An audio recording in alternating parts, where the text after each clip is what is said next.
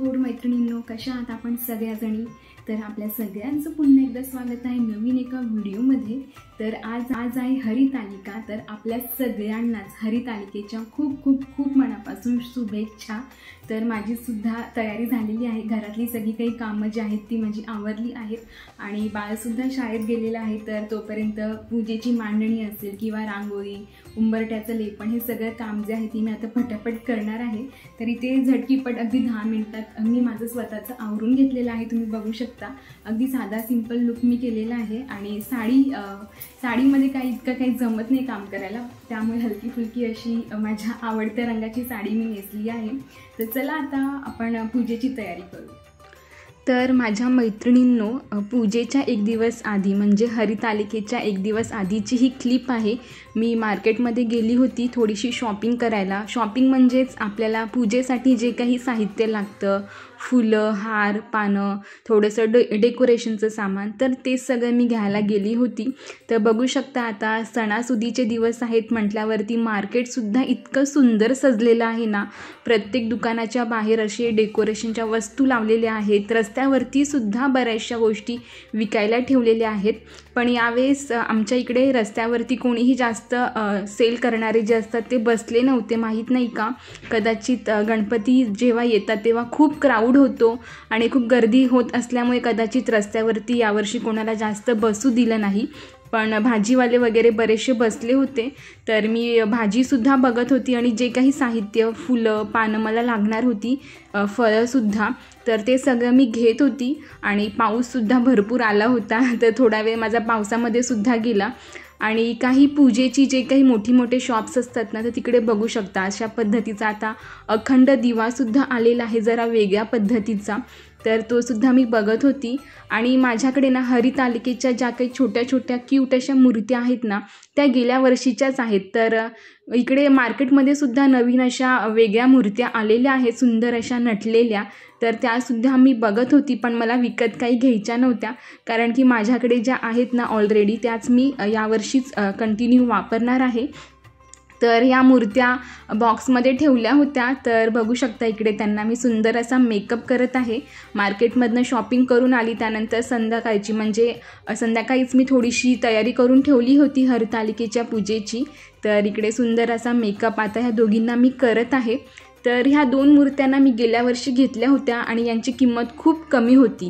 आणि आता जेव्हा मार्केटमध्ये मी बघितलं ना यावर्षी, तर गेल्या वर्षीच्या तुलनेमध्ये याची किंमत आता डबल झालेली आहे। तर हा एक डिफरन्स मला दिसला। आणि सेम अशाच मूर्त्या बऱ्याच ठिकाणी मला दिसल्या होत्या। काही ज्या आहेत त्या आता फॅन्सी याच्यामध्ये सुद्धा आहेत, पण मला या प्रचंड आवडतात, त्यामुळे मी विचार केला की यावर्षी मी वापरते आणि सुंदर यांचा मेकअप वगैरे केला। आणि इकडे बघू शकता, दुसरा दिवस म्हणजेच हरितालिकेचा दिवस। तर इकडे सुंदर अशी पूजेची मांडणी मी आता करून घेत आहे। आणि आफ्टर मेकअप बघू शकता किती सुंदर दिसत आहेत पार्वती आणि सखी। तर मिस्टरसुद्धा मला थोडंफार डेकोरेशनला मदत करतच होते। तर आता इकडे मी पूजेची मांडणी करून घेत आहे। तर माझ्या मैत्रिणींनो, आपल्यापैकी बऱ्याच जणी हे जे व्रत आहे हरितालिकेचं व्रत करत असतीलच। आणि माझ्या लग्नाला आता 6 वर्ष पूर्ण झालेले आहेत आणि या व्रताला दुसरं वर्ष आहे। म्हणजे गेल्या वर्षीपासून मी या व्रताची सुरुवात केली होती। आणि असं सांगितलं जातं की आपण जर एकदा हे व्रत करायला घेतलं ना, की आपण आजन्म हे व्रत करायचं असतं, पाळावं लागतं। त्यामुळे आता कंटिन्यू मी हयात आहे तोपर्यंत हे व्रत मी करणारच आहे। आणि आपल्याला सगळ्यांनाच माहिती आहे, कुमारिका मुली ज्या आहेत त्या चांगला वर मिळावा म्हणून हे व्रत करतात। आणि त्याचबरोबर ज्या सुवासिनी स्त्रिया आहेत त्या आपल्या पतीच्या म्हणजे आरोग्यासाठी म्हणा किंवा त्यांच्या प्रगतीसाठी, चांगल्या सुख समाधान समृद्धीसाठी हे व्रत करतात। त्याचबरोबर ज्यांचे मिस्टर आता हयात नाही आहे, तर त्या स्त्रियासुद्धा पुढच्या जन्मी मला हाच नवरा मिळावा यासाठी सुद्धा हे व्रत विधवा स्त्रियासुद्धा करतात, असं सुद्धा सांगितलं जातं। तर माझं असं आहे की तुम्हाला जर एखादी गोष्ट आवडत आहे, मनापासून पटत आहे, तर ती तुम्ही नक्की करावी। याच्यामध्ये लोक काय म्हणतील किंवा आपलं शिक्षण मध्ये येता कामा नये अजिबात। तर इकडे त्यामुळेच मी मनापासून अगदी हे व्रत असेल किंवा मी मोजक्याच पूजा व्रत वैकल्य करते, पण ते अगदी मनापासून करत असते। आणि त्याचबरोबर इकडे असंही सांगितलं जातं की हे जे व्रत आहे ना, हे व्रत सगळ्या व्रतांमध्ये अगदी श्रेष्ठ असं व्रत मानलं जातं आणि या दिवशी निर्जल असा उपवाससुद्धा करावा लागतो। तर गेल्या वर्षीसुद्धा मी छान असा उपवास केला होता। मी फार काही उपवास तापास करत नाही, पण असे काही 2-3 वर्षातनं उपवास असतात ते मी मनापासून करते आणि मला ना ह्या उपवासामध्ये अजिबात भूक वगैरेसुद्धा लागत नाही। थोडंफार मी फलाहार करते, पाणीसुद्धा मी थोडंफार पिलं होतं। अगदीच निर्जल उपवास काही माझ्याकडनं होत नाही, म्हणजे मला वाटतं सगळेच जण निर्जल उपवास करतील असं नाही आहे। मी आता बऱ्याच जणांचं बघतं काही ना काहीतरी ते लोक म्हणजे फलाहार असेल किंवा उपवासाची साबुदाण्याची खिचडी असेल तर असे काही ना काहीतरी फराळाचं पदार्थ ते खातच असतात। अगदीच निर्जल उपवास कोण करत असेल, ज्यांना म्हणजे फक्त पूजा अर्चा करायची आहे किंवा अगदी साधं सिंपल ज्यांचं लाईफ आहे तेच करत असतील, कारण की आता घरामध्ये लहान बाळसुद्धा आहे आणि इतर कामंसुद्धा आपल्याला असतात, त्यामुळे अगदीच निर्जल उपवास करून तरी चालणारच नाही आहे। आणि देव असं नाहीच म्हणत की तुम्ही पूर्णपण उपाशी राहा, अन्न पाणी काहीच पिऊ नका आणि माझी पूजा करा, असं तर अजिबातच सांगत नाही आहे। आणि आपल्याला त्रासामध्ये बघितलेलंसुद्धा देवाला आवडणार नाही आहे, त्यामुळे होईल तितकं मला झेपेल तितकं मी करत असते, पण ते अगदी मनापासून करत असते। तर इकडे सुंदर अशी पूजेची मांडणी मी तुमच्यासोबत शेअर करते, चला।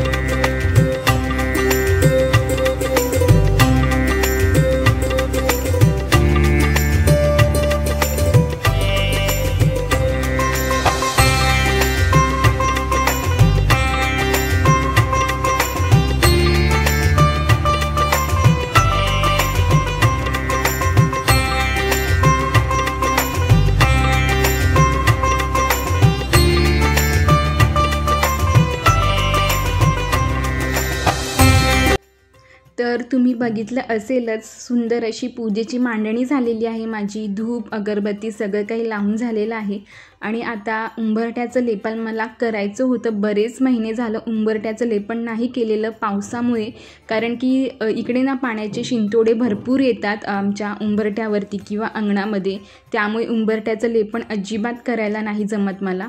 पण आता पावसाळा जाईल ना तेव्हा रेग्युलरली मी उंबरठ्याचं लेपन करणारच आहे। तर सुंदर अशी साधी सिंपल रांगोळी मी काढली आणि मस्त उंबरठ्याची सुद्धा मी पूजा केली आणि त्यानंतर मी आली आपल्या पुन्हा पूजेच्या रूममध्ये, जिकडे पूजा मांडली होती तिकडे। प्रशिकसुद्धा तेवढ्यात आला होता स्कूलमधनं। तर आता ही जी हरितालिकेची कथा जी आहे ती मी फोनवरच ऐकत होती, कारण की माझ्याकडे पुस्तक अवेलेबल नव्हतं। तर खूप छान वाटलं ती कथा ऐकून, त्यानंतर आरतीसुद्धा केली।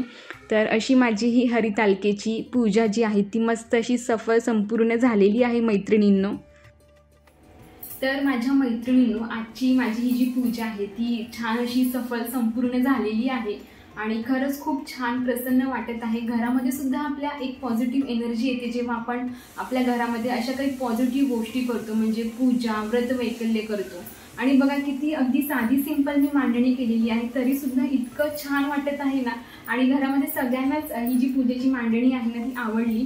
आणि ह्या ज्या आपल्या सखी आणि पार्वती आहेत, जसं की मी तुम्हाला सांगितलं की या माझ्या गेल्या वर्षीच्याच आहेत आणि मी त्या खूप जपून ठेवल्या होत्या आणि त्यांना छान असं काल मेकअप वगैरे सुद्धा केला, थोडासा त्यांचा रंग निघून गेला होता, पण बघू शकता किती तेज आहे त्यांच्या चेहऱ्यावरती आणि खूप खुलून दिसतात त्या। तर अशी माझी पूजा जी आहे आजची पूर्ण झालेली आहे। तर तुमची आजची पूजा पूर्ण कशी झाली, तुम्ही कशा पद्धतीने केली तर ते मला कमेंट बॉक्समध्ये नक्की कळवा आणि आय होप की तुम्हाला हा आजचा व्हिडिओ सुद्धा नक्कीच आवडला असेल। तर चला आता आपण भेटूया अशाच एका छानशा व्हिडिओ सोबत। आणि आपण आपल्या चॅनलला अजून लाईक सबस्क्राईब शेअर केले नसेल तर नक्की करा। तुम्हाला जर रेग्युलर आपले व्हिडिओज बघायला आवडत असतील तर चॅनलला सबस्क्राईब देखील करायला विसरू नका। भेटूया आपण अशाच एका छान व्हिडिओ सोबत, तोपर्यंत सगळ्यांनी काळजी घ्या।